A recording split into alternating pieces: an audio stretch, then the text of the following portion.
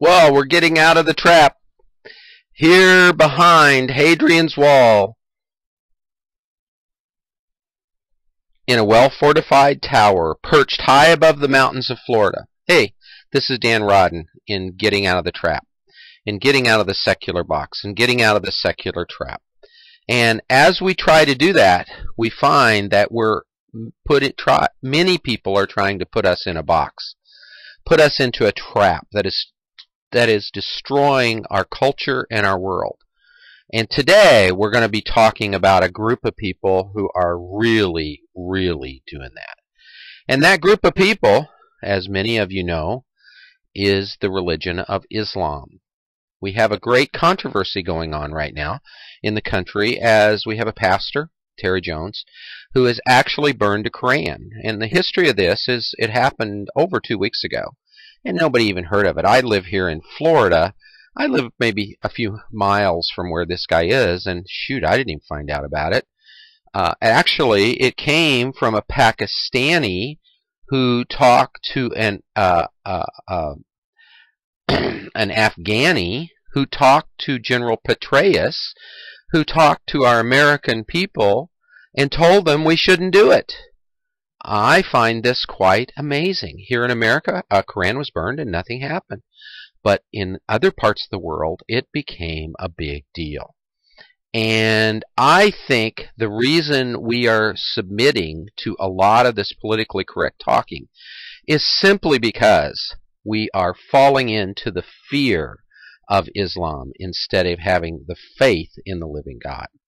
Well, in that concept, I think to understand the battle, one of the people that I find and I admire greatly is Lieutenant Colonel Allen West. Allen West is actually an officer in the American Army, but Lieutenant Colonel who fought many battles, but he ran here in Florida against some really secular people, and he won, and he has great courage.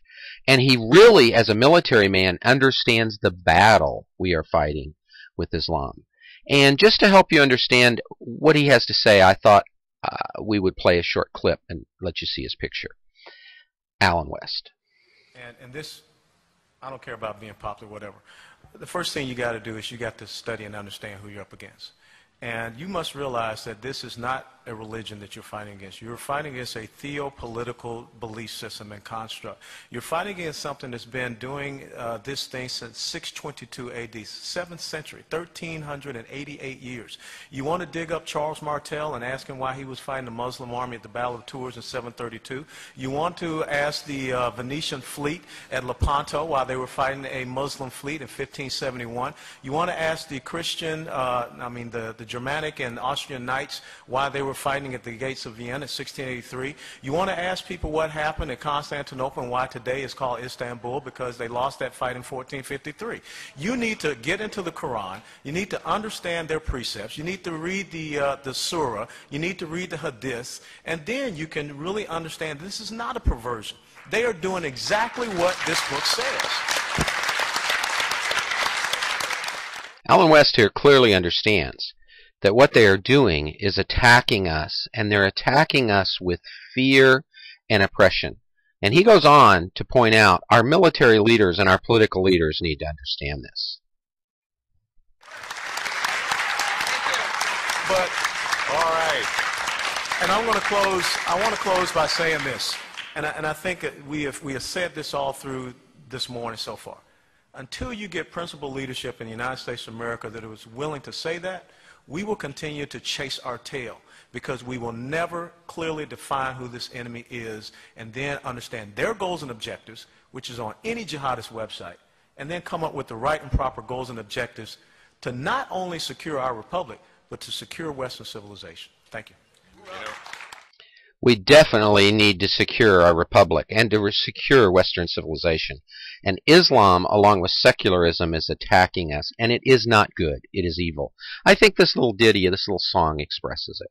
Ain't gonna follow no child molester, sex offender, prophet pretender. Ain't gonna follow no child molester.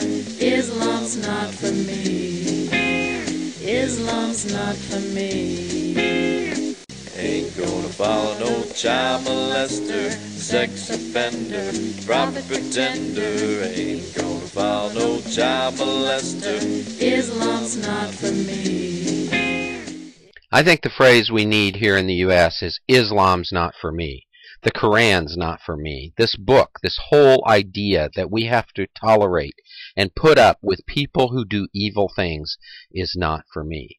I really think that in that we have a guy named Terry Jones who actually is being portrayed as an idiot and a fool. But in reality, he is Dr. Terry Jones. I'm not sure where he gets his doctorate from. But I do know that he has clearly thought through this, and I believe, like Allen West, he understands the battle even more than our leadership in Washington and our generals in the military.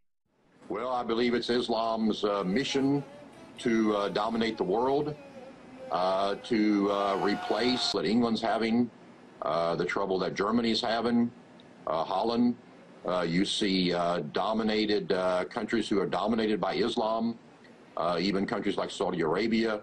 You see there are no individual freedoms and rights. Well, we believe it is our constitutional right to stand up and say our opinion. Of course, it is a radical thing to do, but we believe that the times, and we believe that Islam and the Quran is that dangerous of a religion. Terry is not creating the violence in Islam.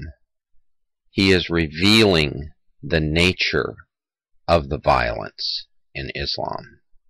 It is the duty of Muslims to react. When the holy book, the Quran, gets burnt in public, then there's nothing left. If this happens, I think the first reaction that will follow is that wherever Americans are seen, no matter where they are in the world, they will be killed. Do you realize what this guy said?